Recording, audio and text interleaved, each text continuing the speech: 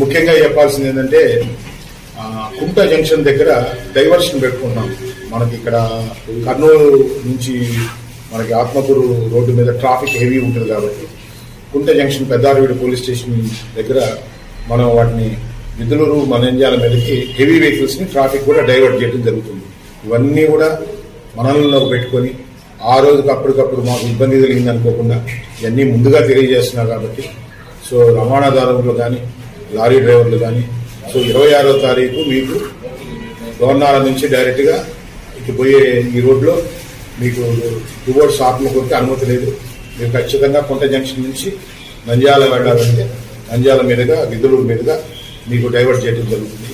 25వ తారీఖు రాత్రి నుంచి 2 వీలర్స్ ఏవి కూడా 3 వీలర్స్ కానీ 2 వీలర్స్ కానీ ఎట్టి పరిస్థితుల్లో కూడా కొండ మీదకి అనేది అనుమతించడం జరగదు.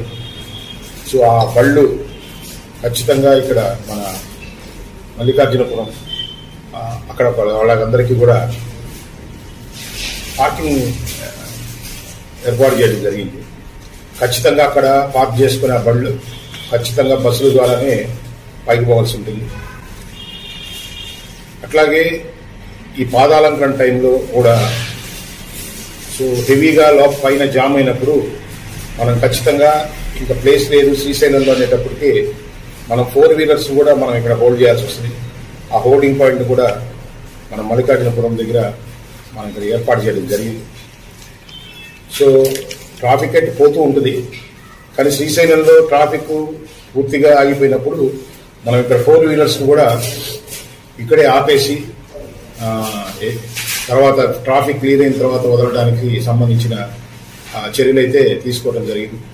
సో భక్తులందరూ కూడా ఈ మార్పునైతే మీరు గమనించుకోవాలి. కూడా మనలో